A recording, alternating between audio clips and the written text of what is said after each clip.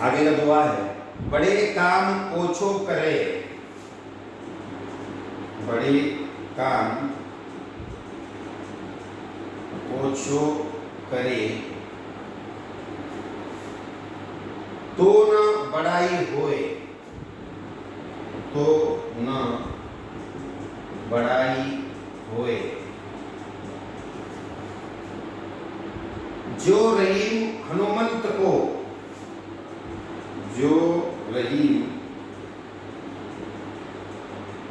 हनुमंत को गिरिधर कहे न कोई, गिरिधर कहे न कोई।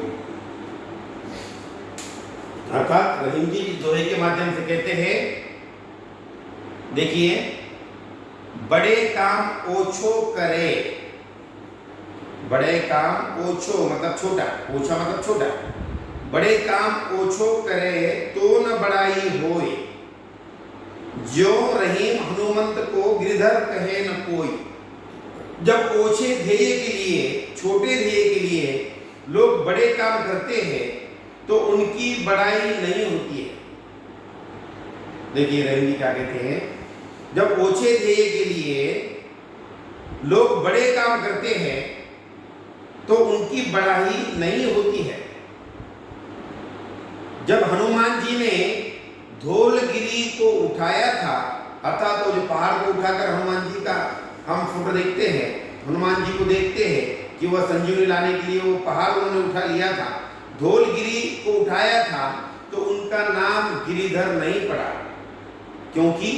उन्होंने पर्वत राज को क्षति पहुंचाई थी। पर जब श्री कृष्ण ने पर्वत उठाया तो उनका नाम गिरिधर पड़ा, क्योंकि उन्होंने सर्वजन की रक्षा हेतु पर्वत को उठाया था। बहुत ही गहरा अर्थ रहीम जी इस दोहे के माध्यम से कहते हैं कि किसी भी ध्येय के लिए चाहे कितना भी बड़ा काम क्यों ना हो, उस ध्येय से अगर किसी को क्षति पहुंचती है, किसी को दुख पहुंचता है, किसी को आपके उस काम से दर्द होता है, तो चाहे आपका कितना भी बड़ा ध्येय हो, आप हनुमान से गिरिधर नहीं बन सकते। हनुमान जी ने जब धौलगिरी उस पहाड़ को उठाया तब उन्होंने उस पर्वत को क्षति पहुंचाई थी, उस पर्वत को दर्द पहुंचाया था, इसलिए हनुमान को किसी ने गिरिधर नहीं कहा। लेकिन वही पहाड़ जब एक बार श्री कृष्ण ने उठाया तो उसको लोगों ने गिरधर कहा, क्योंकि उन्होंने लोगों की सुरक्षा के लिए, समाज की रक्षा के लिए उस पहाड़ को, उस पर्वत को उठाया, इसलिए उन्हें गिरधर कहा गया। इसलिए ध्येय कोई भी हो, काम कोई भी हो, आपने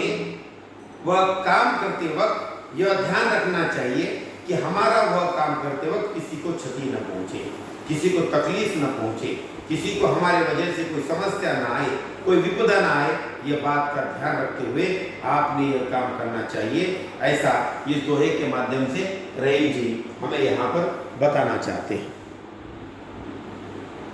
दूसरा दोहा है,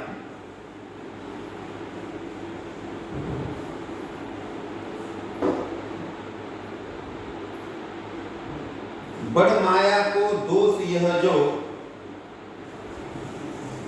बड़ माया को यह जो,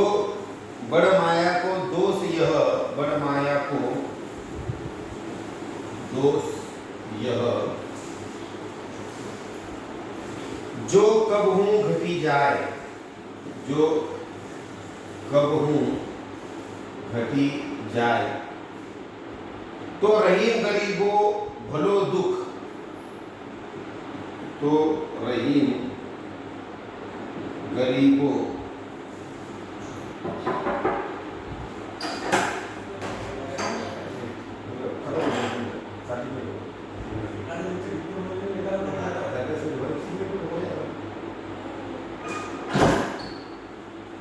रहीम गरीबो भलो दुख सही, भलो दुख सही, जिय बलाए, जिय बलाए। अर्थात रहीम जी इस दोहे के माध्यम से जैसे कहा, बड़ माया को दोष यह जो कबहू घटी जाए,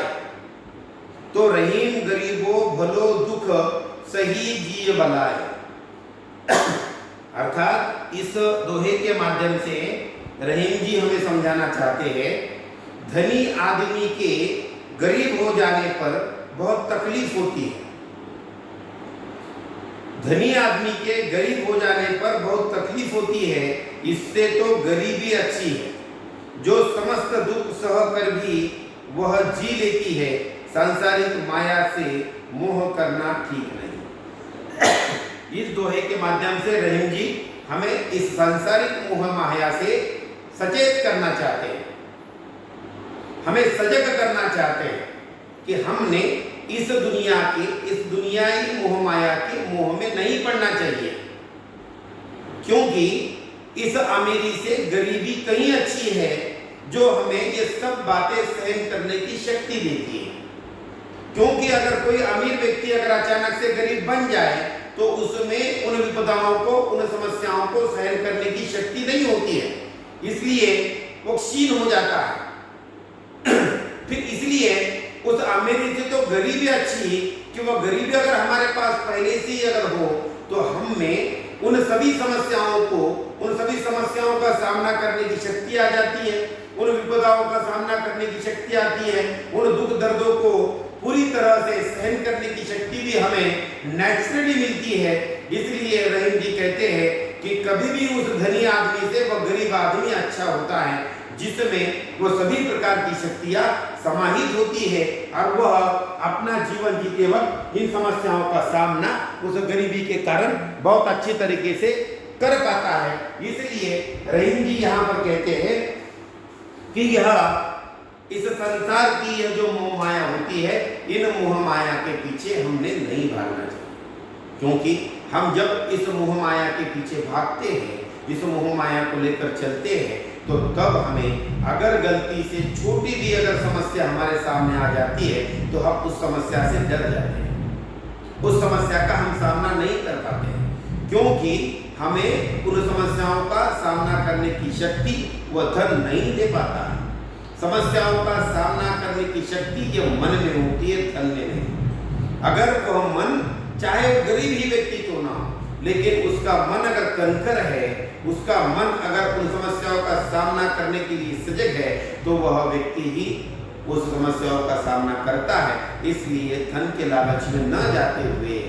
हमने उस गरीबी के जीवन में ही जीवन जीने का प्रण करना चाहिए, और उस प्रण के साथ हम लोग उस जीवन का सामना, उन समस्याओं का, उन विपदाओं का सामना भी कर सकते हैं। ऐसा भी रहीम जी इस दोहे के माध्यम से हमें समझाना चाहते हैं। तो यह हमने जो अब तक जितने रहीम जी के दोहे देखे हैं, हर दोहे का पूरी तरह से जो अर्थ निकलता है, जो अर्थ रहीम जी ने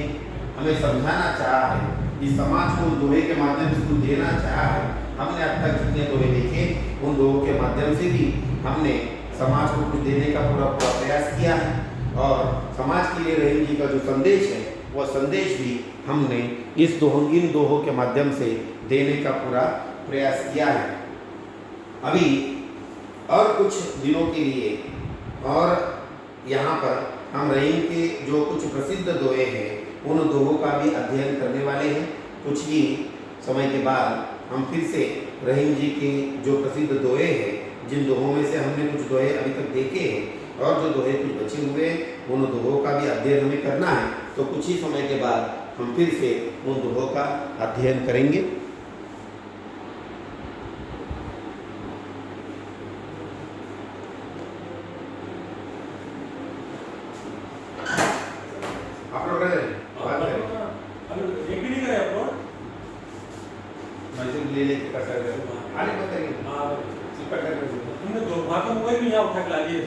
ऐसा मत करो ना,